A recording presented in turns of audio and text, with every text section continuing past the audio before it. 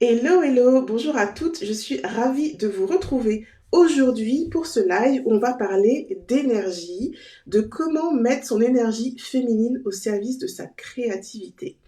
Et je pense que c'est un sujet très important quand on est créative parce que l'énergie, elle est très fluctuante, elle change beaucoup et on a besoin de cette énergie pour être bien, pour bien créer, pour être à l'aise, pour faire ce qu'on a à faire, etc.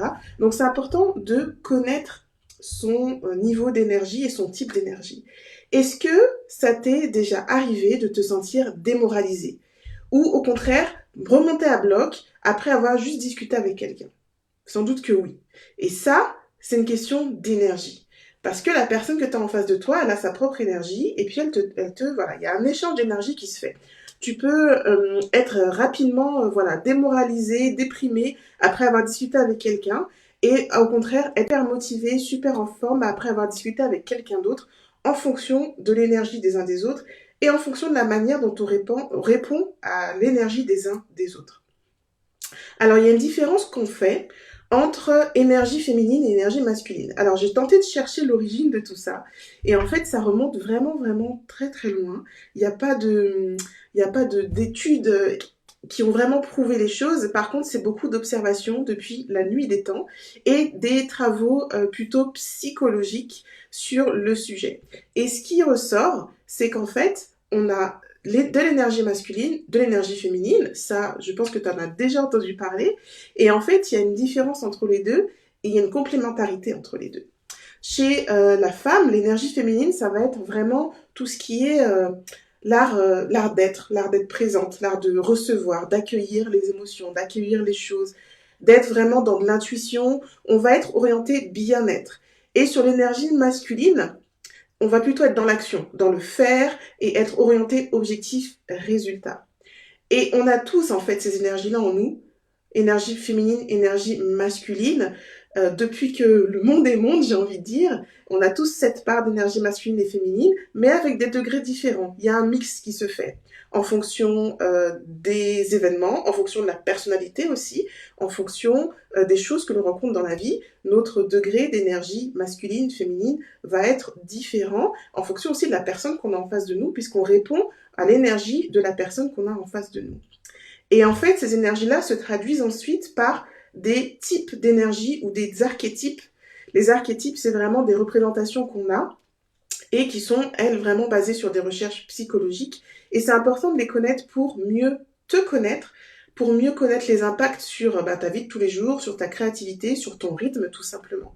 Donc ces 5 archétypes, on va en parler tout à l'heure. Pourquoi c'est important d'être conscient qu'on a ces 5 types d'énergie ou 5 archétypes en nous, qu'on soit homme ou femme, on les a tous? C'est parce que euh, en fait, quand tu crées, tu penses pas en termes d'énergie. Tu te dis pas, ah oui, je suis dans une énergie comme ci, une énergie comme ça. Pas trop, tu vois, tu es plutôt sur du ressenti et pas sur de l'énergie. Comment tu te sens? Tu sens que tu es d'humeur à faire ci ou tu sens que tu n'es pas d'humeur à faire ça. Voilà. Mais c'est important de vraiment donner se représenter le type d'énergie pour que tu saches à quel moment tu es à ton optimum en fait. Et quand justement tu es démotivé, tu n'as pas envie, que tu saches pourquoi tu n'as pas envie, pourquoi tu es démotivé, si c'est vraiment parce que c'est pas le moment par rapport à ton énergie, ou si c'est vraiment parce que l'activité c'est pas ton truc, ou que c'est juste un petit coup de fainéantise parce que ça nous arrive aussi. Et oui, et on assume. Voilà. Donc pour les femmes, c'est assez facile de repérer ces types d'énergie parce que elles sont ces énergies sont carrément liées à notre cycle hormonal. Carrément. Donc, si tu es capable d'identifier ton type d'énergie, ça change la donne parce que tu vas comprendre pourquoi des fois tu te sens frustré, fatigué, énervé, démotivé et qu'à d'autres moments tu sens que tu pètes le feu, tu pourrais faire mille et une choses, tu es là pour tout le monde, etc. etc. Euh, on a ces changements voilà, d'hormones qui ont des actions directes sur notre type d'énergie et sur notre niveau d'énergie. Et quand tu fais des actions qui n'ont rien à voir avec l'énergie du moment, et ben là, c'est la cata et tout le monde en prend pour son grade. Et c'est vraiment quand tu fais ces activités qui ne correspondent pas à ton énergie, tu as ce malaise en toi en fait. Tu as ce malaise en toi et que soit tu le gardes pour toi, mais la plupart du temps, on le transmet quand même aussi aux autres. Il n'y a pas si longtemps, tu vois, j'ai changé les piles de ma balance dans ma cuisine. Et en fait, ce sont des piles plates, tu sais, les petites piles rondes plates. Et il y a plusieurs références pour ces piles. Moi, franchement, je ne savais même pas. Habituellement, c'est mon mari qui s'occupe d'acheter les piles. Moi, je lui dis, ça fonctionne plus, il s'en occupe. Là, c'est moi qui ai dû le faire. Et donc, je suis allée au supermarché pour prendre des piles plates. Et je vois qu'il y a plein de références. Donc, j'étais déjà toute perdue. Et j'avais oublié mon téléphone. Donc, impossible d'appeler mon mari pour lui demander de vérifier la référence dans la balance à la maison. Bref. Du coup, j'ai pris au hasard en me disant de toute façon, je vois pas trop la différence, c'est toutes les mêmes. C'était, je sais pas, c'était des lettres qui différenciaient ou des chiffres, je sais plus exactement. Bref, j'en ai pris une au hasard qui me semblait être du bon diamètre. Et quand je suis arrivée à la maison, j'essaie, je la mets dans la balance. Le diamètre est bon en effet, mais par contre, c'était un tout petit peu plus plat. Un tout petit peu plus plat, trop plat par rapport à l'autre pile. J'ai mis quand même, j'ai poussé le truc pour que j'ai rajouté du papier, c'est pour que ça fasse la hauteur en me disant ça va fonctionner comme ça. Et effectivement, ça a fonctionné, mais par intermittence. Ça me mettait un petit peu des chiffres de temps en temps, mais impossible d'utiliser la balance parce qu'en fait, c'était pas régulier, l'énergie était pas suffisante, ça s'allumait, ça s'éteignait, et ça a tenu comme ça un jour, et ensuite, pouf, plus rien. Donc finalement, je me suis retrouvée avec des piles dont je pouvais pas me servir, et avec une balance que je pouvais pas utiliser. Tu vois, si je te donne cet exemple, c'est pour vraiment que tu comprennes l'importance de connaître ton énergie. Si l'énergie n'est pas suffisante par rapport à l'activité que tu veux faire, eh ben ça fonctionnera pas. Ou ça va fonctionner par intermittence et puis au bout d'un moment, bah ça va s'éteindre, ça va lâcher. Tu vas lâcher. Donc c'est vraiment important que tu puisses utiliser l'énergie qui va bien au moment qui va bien et à bon escient. Alors maintenant, rentrons dans, on va dire, le vif du sujet, les 5 énergies dont je te parlais, quelles sont-elles? Alors je vais te les citer et ensuite on va rentrer dans le détail du sujet. Tu as l'énergie intuitive, l'énergie combative, l'énergie aimante, l'énergie maternelle et l'énergie royale.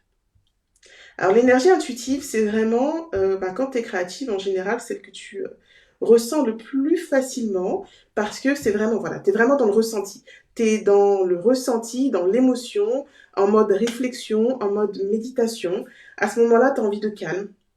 Tu es vraiment comme dans un autre monde, dans ton monde à toi.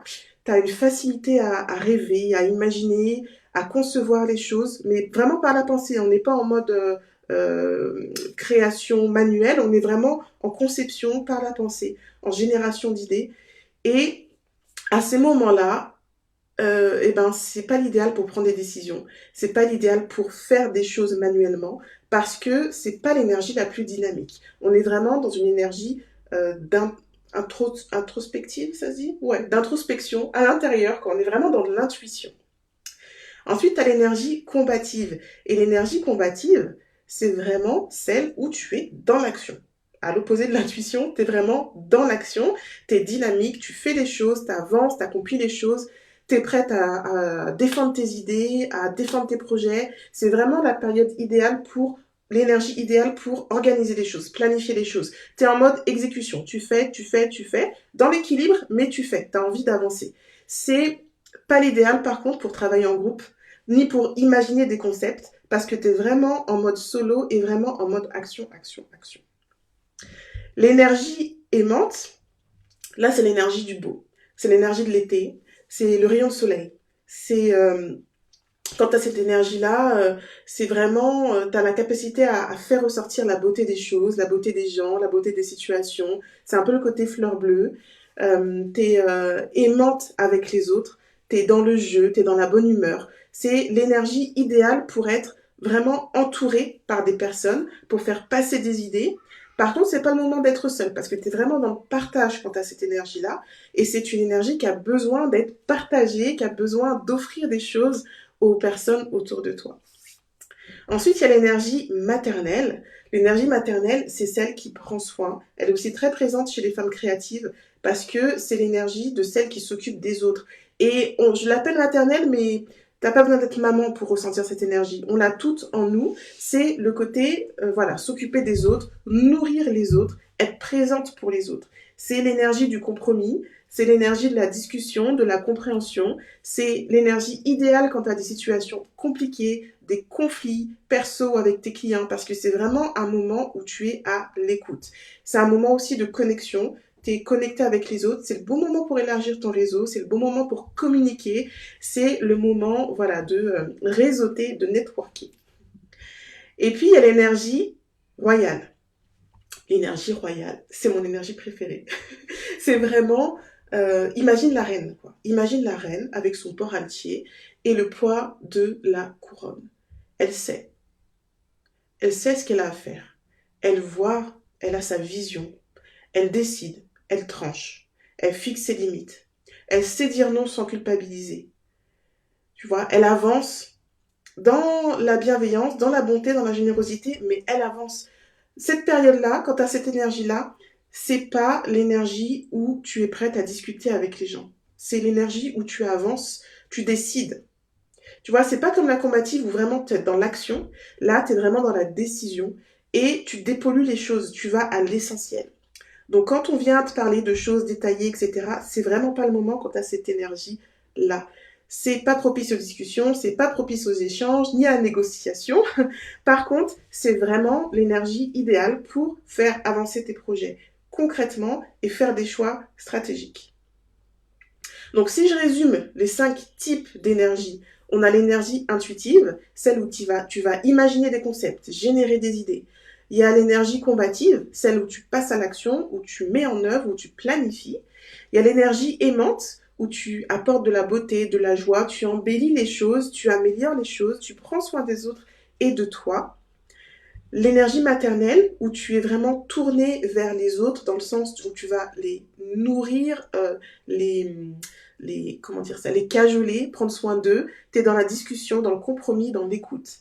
Et il y a l'énergie royale, où tu décides et tu poses tes limites. Et ce qui est vraiment intéressant, c'est que chaque type d'énergie correspond à une phase de notre cycle menstruel. Alors, je vais te prendre 2 exemples notamment des phases qui portent le plus à discussion. C'est la phase où tu as tes règles et la semaine juste avant tes règles. Quand tu es réglé, quand tu as tes règles, généralement, comment tu te sens? Tu te sens fatigué. Et c'est normal, parce que ton corps se met en pause. Ton taux d'hormones chute. Et si tu écoutes ton corps à ce moment-là, si tu écoutes vraiment ton corps à ce moment-là, de quoi tu as envie? Si tu n'as aucune obligation, en dehors de toute obligation, pro ou perso, qu'est-ce que tu ferais si c'était possible complètement à ce moment-là? Tu te reposerais. Tu resterais au calme. Tu dormirais autant que de besoin. Parce que ton corps en a besoin. C'est un appel de ton corps là. Et c'est un moment, le moment de la période de menstruation, où tu penses beaucoup, où tu médites beaucoup, où tu réfléchis beaucoup. Tu es vraiment en introspection. T'imagines des nouvelles choses. C'est une phase de renouveau. Parce que ton corps à l'intérieur, il se renouvelle, et ton esprit aussi, ça se renouvelle. Et tu es dans l'énergie intuitive. Et ce qui est intéressant aussi, c'est que même si tu n'es plus réglé, même si tu es déjà ménopausé, ce cycle-là, il existe. Simplement, il va être peut-être plus long et il va aussi être plus difficile à capter puisque tu n'as plus cette limite ce rythme que te donnent tes règles. Mais pour autant, tu as cette énergie-là intuitive. Donc, autant que possible, autant que faire se peut, pendant la période de tes règles, mets le moins de travail possible, d'activités qui vont te demander d'être avec des gens ou qui vont te demander de passer à l'action. Mais sois dans des activités qui te demandent justement de réfléchir, de concevoir de nouveaux concepts, de nouvelles idées, etc., etc. La semaine avant tes règles, par contre, c'est une autre histoire. C'est la fameuse phase prémenstruelle avec le fameux syndrome prémenstruel ou SPM. Et cette période-là, on n'est pas super en forme parce que tout nous fatigue, tout nous saoule. T'as mal au ventre, t'as mal au dos, t'as mal à la tête, t'as à fleur de peau, t'es irritable, t'es énervé, etc. En fait, là, t'es dans la phase royale. C'est une phase où tu vas à l'essentiel.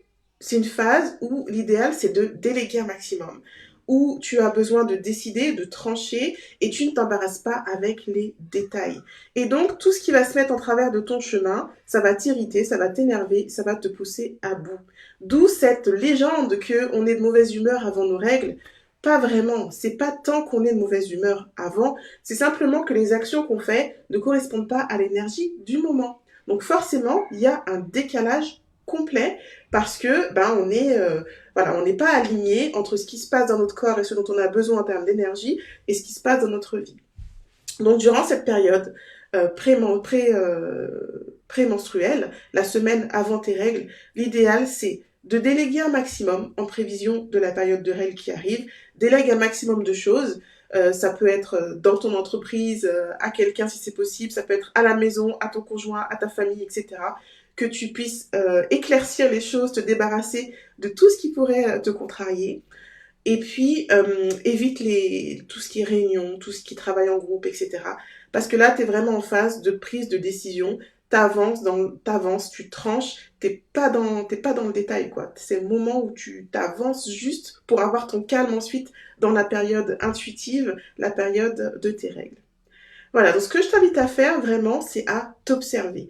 Observer ton énergie aux différentes phases de ton cycle et vraiment d'être à l'écoute de ton corps parce qu'il t'envoie des signaux. Et plus tu vas être à l'écoute de ton corps et travailler en synergie avec tes énergies, et plus tu pourras décupler ta créativité, être efficace, te sentir bien, plus motivé, optimiser ton temps aussi et optimiser du coup ton énergie et tes forces. Plutôt tu vois que de forcer, de faire des choses à tout prix, d'être à fond dans la période de tes règles alors que tu es fatigué, c'est contre-productif et tu te mets une surfatigue en fait en faisant ça.